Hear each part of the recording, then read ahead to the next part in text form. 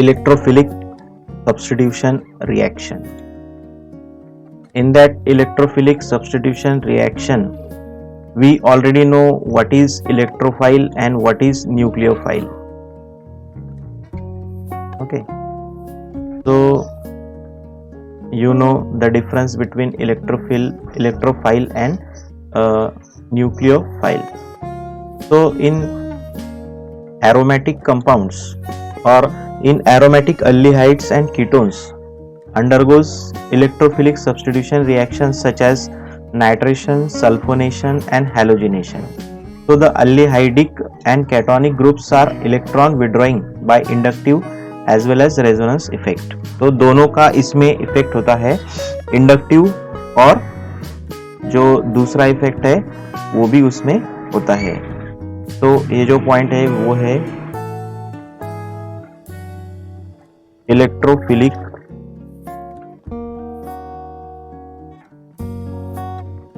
Substitution reaction.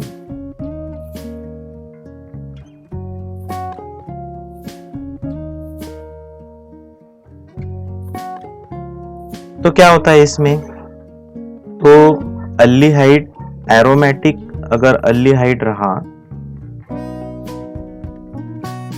Aromatic aldehyde या ketone रहा, तो वो अंडरगोस इलेक्ट्रोफिलिक सब्स्टिट्यूशन रिएक्शन. कौन कौन से होते हैं? तो nitration, then sulphonation, then halogenation. तो इसमें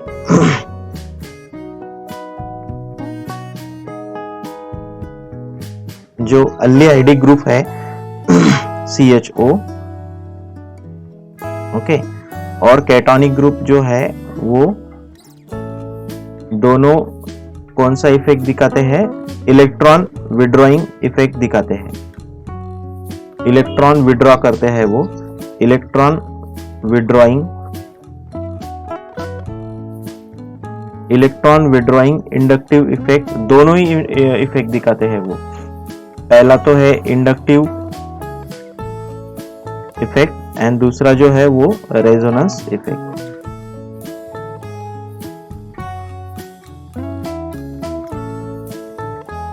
okay, inductive effect and resonance effect. Electron withdrawing effect जो है वो दोनों दिखाते हैं, inductive effect and resonance effect. Okay, तो इस तरह से ये जो दोनों इफेक्ट है वो दिखाते हैं इलेक्ट्रोफिलिक सब्स्टिट्यूशन रिएक्शन में एरोमेटिक अल्डिहाइड्स.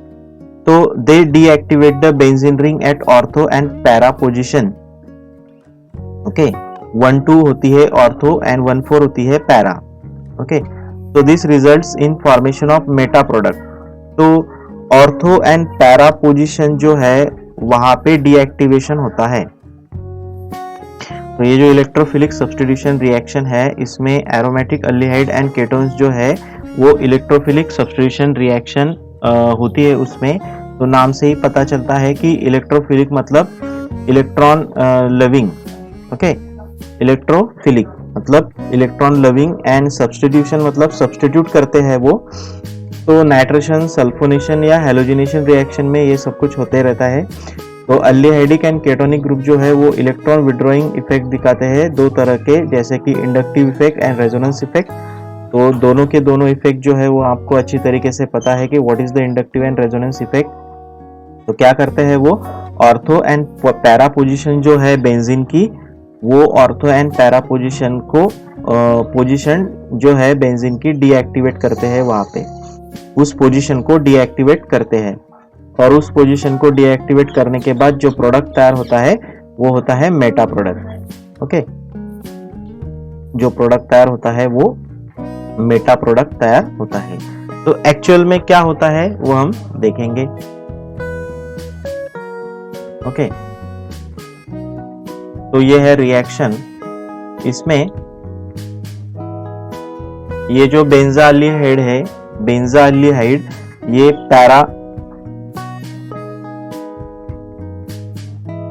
पैरा पोजीशन है इसमें. तो 1 and 2. ओके, तो ये पैरा पोजीशन है, ये पैरा पोजीशन जो है। और यहाँ पे क्या हो रहा है, यहाँ पे इलेक्ट्रोफिलिक सब्स्टिट्यूशन रिएक्शन हो रहा है। तो इलेक्ट्रोफिलिक सब्स्टिट्यूशन रिएक्शन कैसे होगा, तो यहाँ पे जो हाइड्रोजन है वो हाइड्रोजन निकालेगा NO2 ग्रुप, ये बॉन्ड ब्रेक होगा और ये जो NO2 ग्रुप है वो यहाँ पे अटैच हुआ है।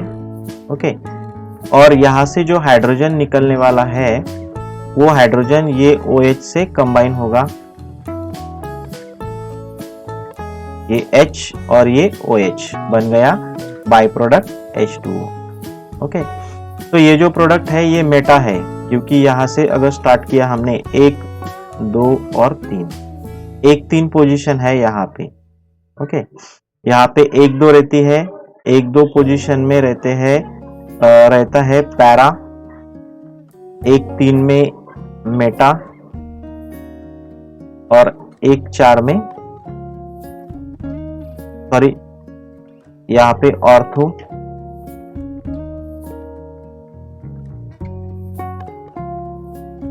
ये ऑर्थो पोजीशन है, ये मेटा पोजीशन है और ये पैरा। सॉरी यहाँ पे भी मैंने गलती से बोल दिया, पैरा पोजीशन नहीं है ये ऑर्थो पोजीशन है।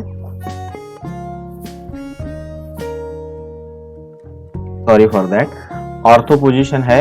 1 और 2 पोजीशन पे अगर कोई सब्स्टिट्यूएंट अटैच रहा तो वो ऑर्थो होता है, 1 3 पे अटैच रहा तो वो मेटा होता है, और 1 4 पे अगर कोई सब्स्टिट्यूएंट अटैच रहता है तो उसको बोलते हैं पैरा पोजीशन।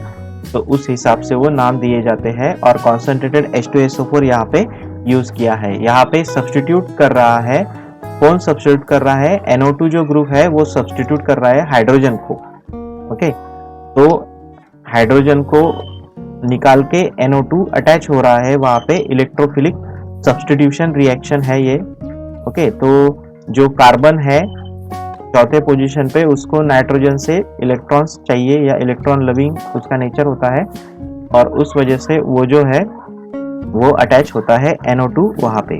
ओके, तो यहाँ पे जो है नाइट्रेशन, ये रिएक्शन है, इस रिएक्शन का नाम क्या है, नाइट्रेशन। तो मैंने जैसे कि अभी बोला आपको कि nitration, sulphonation and halogenation in reactions, ये जो एग्जांपल है ये एग्जांपल है इलेक्ट्रोफिलिक सब्स्टिट्यूशन रिएक्शन के। तो इनमें जो अल्डिहाइड एंड केटोनिक ग्रुप जो होते हैं वो इलेक्ट्रॉन विड्रॉ करते हैं। ओके, ये जो है इलेक्ट्रॉन विड्रॉ करते हैं। तो यहाँ पे ये जो कार्बन है यहाँ पे, ओके, तो ये और ये, इस कार्बन और इस कार्बन में क्या है, बॉन्ड। ओके, तो ये अल्डिहाइडिक ग्रुप है CHO। तो ये क्या करेगा, इसका ये इलेक्ट्रॉन विड्रॉइंग इफेक्ट दिखाएगा।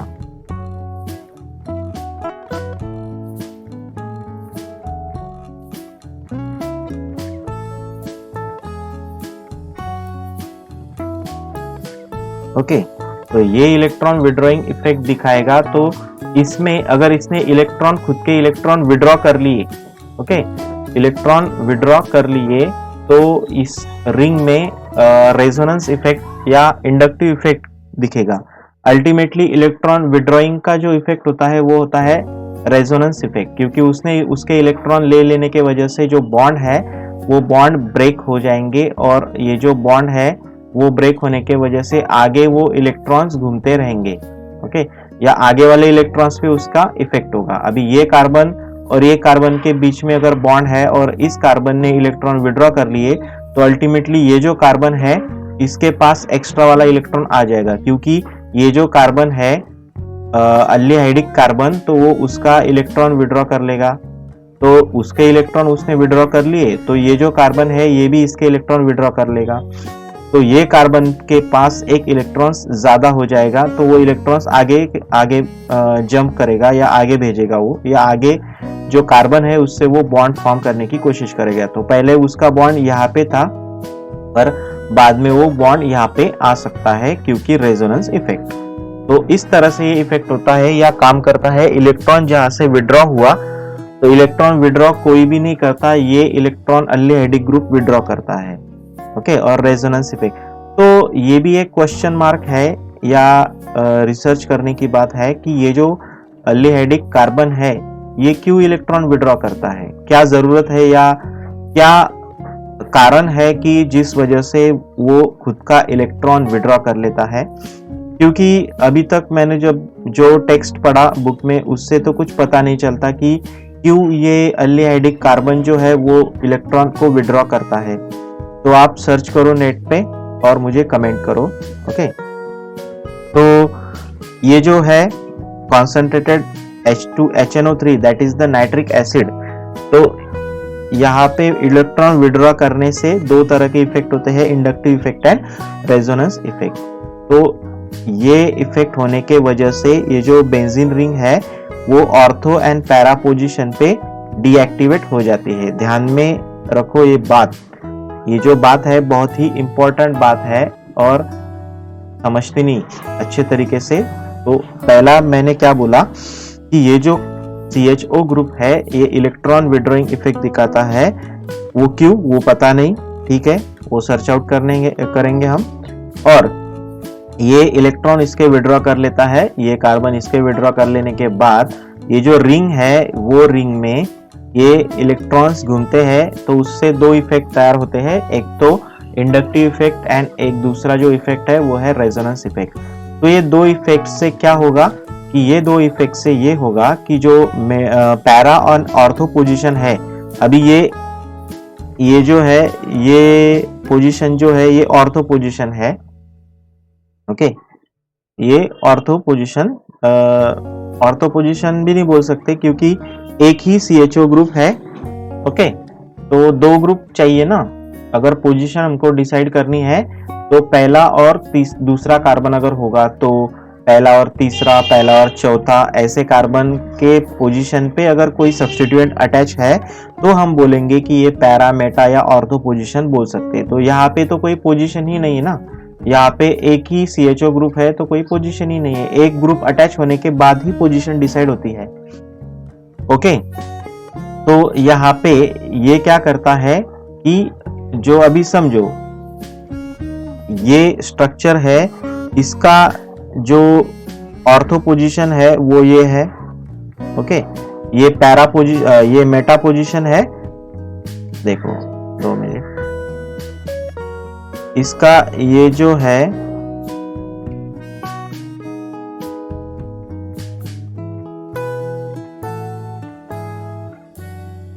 तो ये ऑर्थो पोजीशन है, ये मेटा पोजीशन है और ये पैरा पोजीशन है, यहां से काउंट करना पड़ेगा। ओके, CHO ग्रुप जिस कार्बन को अटैच है वहां से हमको मेजर या क्वांटिटी को मेजर करना पड़ेगा। तो एक पहला नंबर इसको ही देना पड़ेगा, 1, 2, 3 और 4, 1 और 2 ऑर्थो पोजीशन, 1 और 3 मेटा पोजीशन, 1 और 4 पैरा पोजीशन, ऐसे ये पोजीशन है।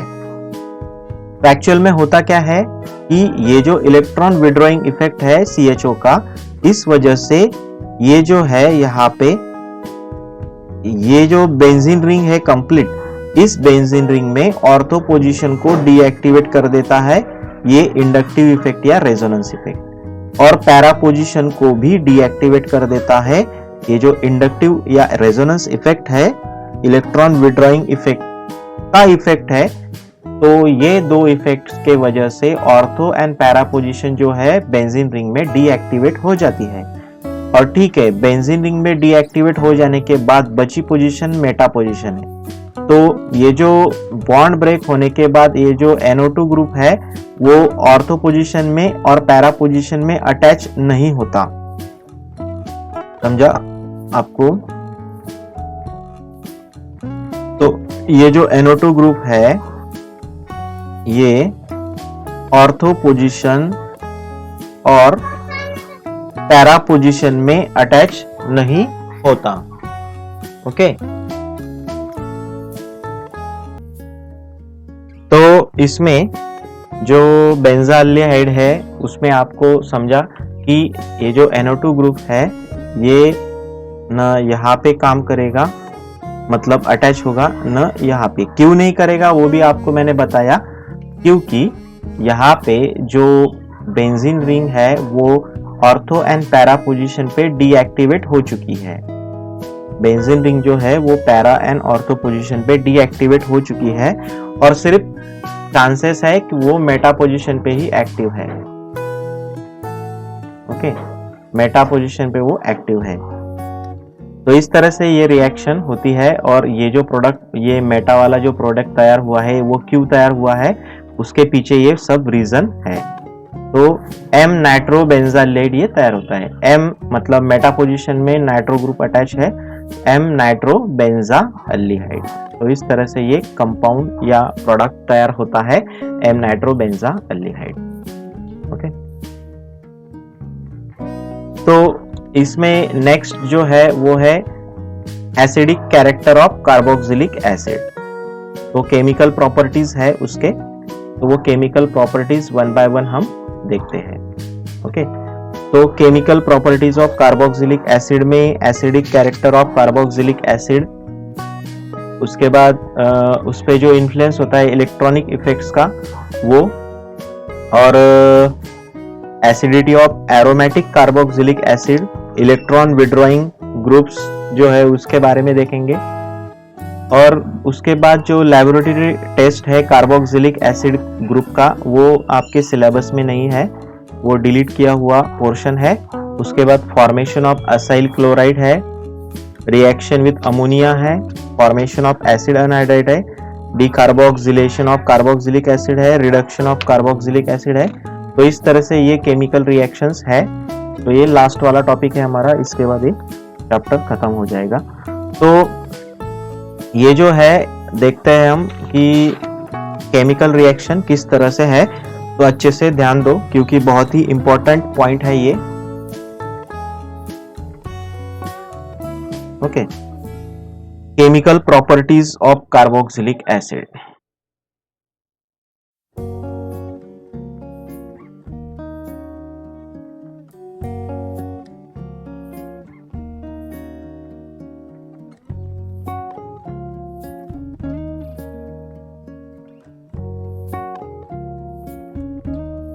उसमें acidic character of carboxylic acid.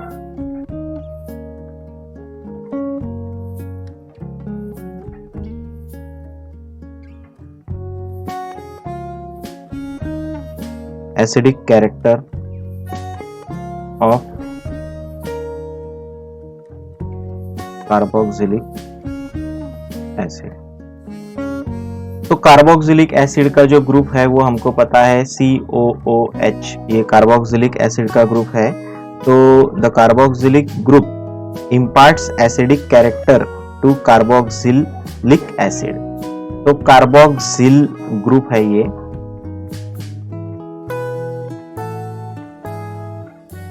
और ये कार्बोक्सिल ग्रुप जो कार्बोक्सिलिक एसिड है उसकी एसिडिटी के लिए रिस्पॉन्सिबल रहता है। मतलब कार्बोक्सिलिक एसिड की जो एसिडिटी है वो किसके वजह से है, तो वो है कार्बोक्सिल ग्रुप जो है उसमें फंक्शनल ग्रुप, उसके वजह से उसकी एसिडिटी है। ओके, तो कार्बोक्सिल ग्रुप किससे बनता है देखेंगे हम। Carboxyl group is made up of hydroxyl group bonded to carbonyl group. Hydroxyl group जो है वो बॉन्डेड होता है कार्बोनिल ग्रुप से। तो इसमें ये जो है और ये जो है, तो ये कार्बोनिल ग्रुप है और ये हाइड्रोक्सिल ग्रुप है।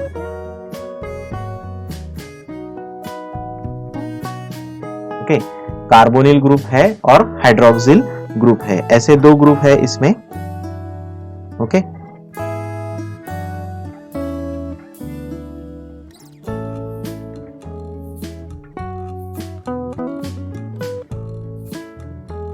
हेलो। तो इस तरह से ये दो ग्रुप है और वो जो दो ग्रुप है देखो, तो ये जो कार्बोनिल ग्रुप और हाइड्रोक्सिल ग्रुप है, ये दोनों का मिक्सचर है carboxyl group. Carbonyl plus hydroxyl, नाम से ही, नाम कैसे तैयार हुआ ये कार्बोक्सिल सॉरी, ये कार्बोनिल का कार्बो लिया है, ये इतना पार्ट कार्बोनिल का कार्बो लिया है, और हाइड्रोक्सिल का XYL लिया है, ये XYL और ये कार्बो का और हाइड्रोक्सिल का XYL, तो बन गया कार्बोक्सिल ग्रुप। इस वजह से इसका नाम है कार्बोक्सिल ग्रुप, COOH। इसको कार्बोक्सिल ही क्यों बोला जाता है, उसका रीजन मैंने बताया, क्योंकि उसमें दो तरह के फंक्शनल ग्रुप प्रेजेंट है। वो पहला ग्रुप जो है वो है कार्बोनिल ग्रुप, और दूसरा ग्रुप जो है वो है हाइड्रोक्सिल ग्रुप। इस तरह से दो जो ग्रुप्स है उनका मिक्सचर है कार्बोक्सिल ग्रुप, और नाम भी उसका वैसे ही आता है। तो in aqueous solution the H atom in OH of carboxyl group dissociates as proton and carboxylate ion is formed as the conjugate base। तो होता क्या है कि ये जो हाइड्रोक्सिल ग्रुप है, ये अगर aqueous solution में डाला जाए,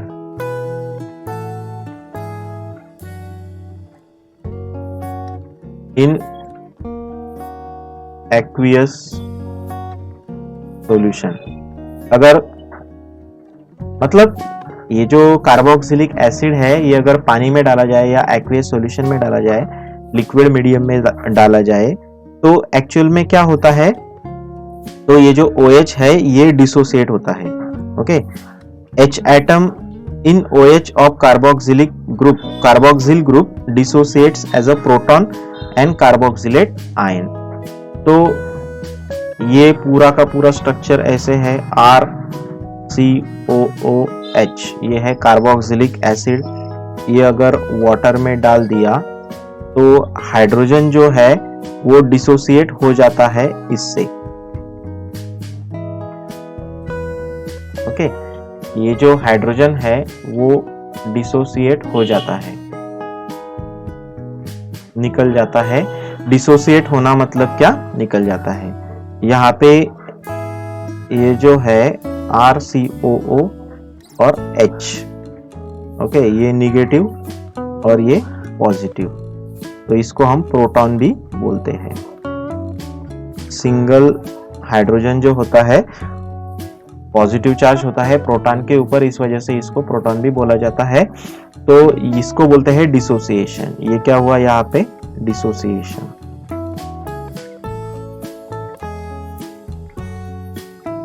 ओके, तो डिसोसिएशन होता है और ये कार्बोक्सिलेट आयन बनता है।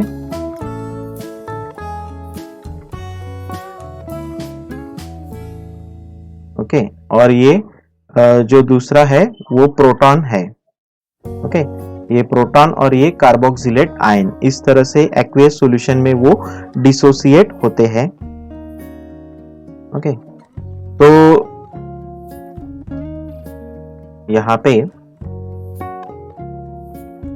ये तो कार्बोक्सिलेट आयन है ही, पर इस रिएक्शन में तो ये मैंने सिर्फ दिखाया आपको कि ये कौन कौन से आयन्स सेपरेट होते हैं, सिर्फ इसका मैंने बताया। RCOH और इसमें से हाइड्रोजन अलग और RCOO अलग, तो जो दोनों एक दूसरे के इलेक्ट्रॉन्स ले लेते हैं तो इसके ऊपर नेगेटिव चार्ज आएगा, और इसके इसके पास तो एक ही इलेक्ट्रॉन होता है तो पॉजिटिव चार्ज उसके ऊपर होता है। कम इलेक्ट्रॉन होते हैं उसके पास, इस वजह से वो प्रोटॉन्स कहा जाता है। पॉजिटिव चार्ज उस पे आता है कम इलेक्ट्रॉन्स होने की वजह से। तो ये डिसोसिएशन को अगर पर H2 रिस्पॉन्सिबल रहता है ये हाइड्रोजन निकालने के लिए। तो ये हाइड्रोजन निकलने के बाद मतलब ये H2O जो है वो हाइड्रोजन को निकालेगा। H2O ने हाइड्रोजन को अगर निकाला तो ये जो RCOO, ये इसके ऊपर चार्ज बढ़ेगा या वो उसके जो इलेक्ट्रॉन है वो विड्रॉ कर लेगा, तो हाइड्रोनियम आयन बनेगा। H2 प्लस एक हाइड्रोजन उसमें आता है, H2 में एक हाइड्रोजन आने के बाद H3O बन जाता है, तो ये है हाइड्रोनियम आयन। ओके, तो इस तरह से ये आयनाइजेशन की रिएक्शन इनमें होती है। और ये जो एसिडिटी है ये क्यों है, मैंने आपको बताया कि एसिडिटी क्यों है, क्योंकि दो तरह के ग्रुप है, कार्बोनिल और हाइड्रोक्सिल।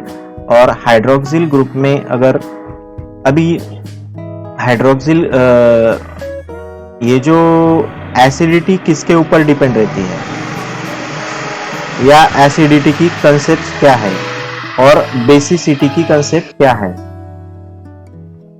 ओके, तो एसिडिटी की कंसेप्ट ये है कि जिनमें H+ आयंस होते हैं वो ज्यादा एसिडिक होते हैं, जिनमें ज्यादा H+ आयंस होते हैं वो ज्यादा एसिडिक होंगे, और जिनमें ज्यादा OH- आयंस होते हैं वो ज्यादा बेसिक होते हैं या बेसिसिटी उनमें होती है। फॉर एग्जांपल हाइड्रोक्लोरिक एसिड है ना, H2SO4, ये एसिडिक नेचर के हैं। और दूसरी जो बात है वो है NaOH, सोडियम हाइड्रोक्साइड है ना, ये बेस है या इसका नेचर जो है वो बेसिक है। तो एसिडिक नेचर के जो कंपाउंड्स होते हैं उनका जो pH होता है वो 7 के नीचे होता है। 1 से लेके 6 तक होता है उनका pH। 7 को तो न्यूट्रल होता है, आपको पता है। और 8 से 14 जो है वो बेसिक होते हैं नेचर के। उनका जो POH है, पोटेंशियल ऑफ हाइड्रोक्सिल आयन, वो ज्यादा होता है। इस वजह से पोटेंशियल मतलब कैपेसिटी या क्षमता, तो हाइड्रोजन आयंस की क्षमता एंड हाइड्रोक्सिल आयन की क्षमता। तो यहाँ पे डिसोसिएशन होने से ये जो प्रोटॉन है इनकी संख्या बढ़ती है। ओके, जब डिसोसिएशन होता है एक्वियस सॉल्यूशन में तो प्रोटॉन्स की संख्या बढ़ती है, तो उसकी एसिडिटी भी बढ़ती है। क्योंकि मैंने अभी बोला आपको कि हाइड्रोजन की संख्या अगर बढ़ती है तो एसिडिटी बढ़ती है। तो पहले से बताता हूं मैं, कार्बोक्सिलिक एसिड में दो तरह के ग्रुप होते हैं, एक तो carboxyl group, carbonyl group and hydroxyl group. Carboxylic acid में कार्बोक्सिल ग्रुप होता है, और ये जो कार्बोक्सिल ग्रुप है it is made up of 2 type of functional groups, that is the carbonyl group and hydroxyl group. Out of that the hydroxyl group, out of that 2 groups, the one group that is the hydroxyl group dissociate in aqueous solution. Okay, in aqueous solution that hydroxyl group, from that hydroxyl group hydrogen dissociates from that carboxyl group. That's why there is formation of carboxylate ion and H+ ions, that is proton. And if there is an increase in H+ ions, then there is an increase in acidity. So acidity or acidic character of the carboxylic acid is due to the hydroxyl group and their dissociation, extent of dissociation. Okay, so this is about the acidic character, or why there is a carboxylic acid is acidic in nature. So this is the reason why why it is acidic in nature. तो ये जो carboxylate ion है जो हमने अभी देखा, carboxylate ion, तो ये कार्बोक्सिलेट आयन जो है उनमें रेजोनेंस होता है, ओके, और वो स्टेबलाइज हो जाता है। तो जो एसिडिक कैरेक्टर है तो वो डिपेंड रहता है हाइड्रोक्सिल आयन के डिसोसिएशन पे। पर दूसरा जो पार्ट है उसका वो है कार्बोक्सिलेट आयन। तो ये जो कार्बोक्सिलेट आयन जो है वो resonance stabilise by 2 equivalent resonance structure, 2 equivalent resonance structure से वो क्या होता है, स्टेबलाइज हो जाता है। जैसे कि आप अभी दिखाता हूं मैं आपको कि कैसे, ये देखो, ये जो है इक्विवेलेंट रेजोनेंस स्ट्रक्चर इसमें होता है, वो कैसे, मैं अभी बताता हूं आपको कैसे।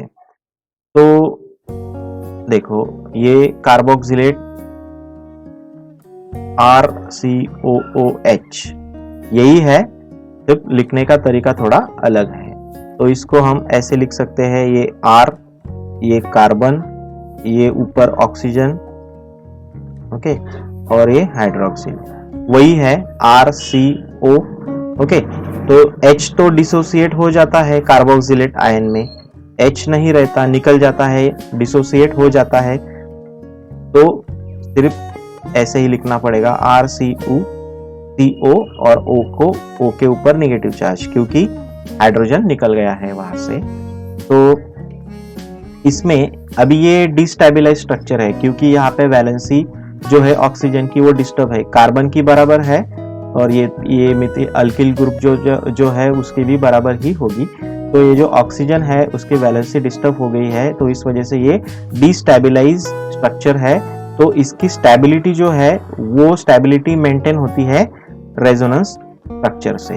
तो देखो ये पहला है, ये दूसरा है, तो ये एक दूसरे में रेजोनेंस दिखाते हैं या एक दूसरे इंटर कन्वर्टेबल वो हो सकते हैं। ओके, तो देख सकते हो आप ये इलेक्ट्रॉन यहाँ पे अगर शिफ्ट हुआ, तो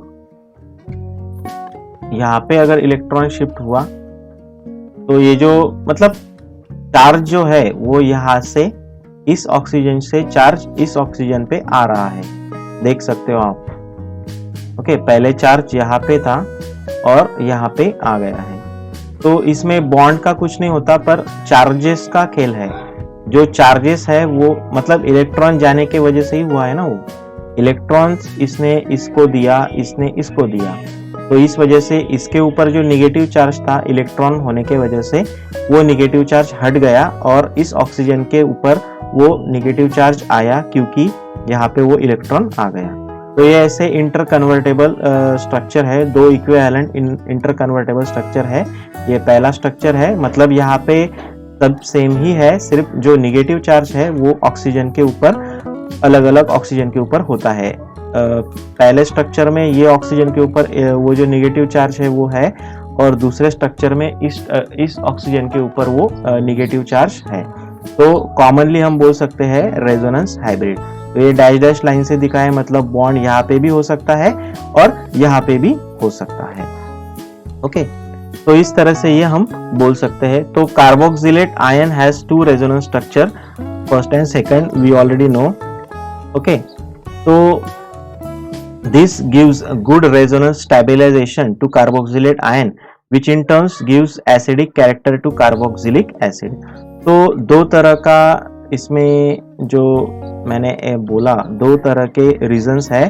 पहला तो हाइड्रोजन जो है वो डिसोसिएट होता है और हाइड्रोनियम आयन तैयार होता है, और ये जो कार्बोक्सिलेट आयन है तो इसमें जो डिस्टेबलाइजेशन कार्बोक्सिलेट आयन जो डिस्टेबलाइज रहता है तो वो रेजोनेंस की वजह से स्टेबिलिटी मेंटेन करता है, और रेजोनेंस की वजह से स्टेबिलिटी मेंटेन करने के बाद ये जो स्टेबलाइज कार्बोक्सिलेट आयन है वो भी एसिडिटी में रिस्पॉन्सिबल रहता है। ओके, तो ये जो स्टेबलाइज रेजोनेंस स्ट्रक्चर है वो भी एसिडिटी में रिस्पॉन्सिबल रहता है।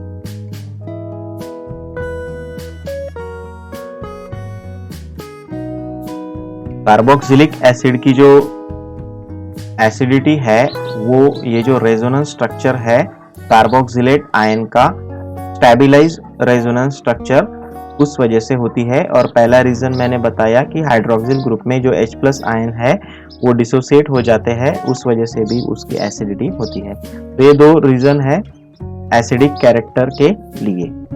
तो कार्बोक्सिलिक एसिड का जो एसिडिक कैरेक्टर है तो वो रीजन मैंने आपको बताया।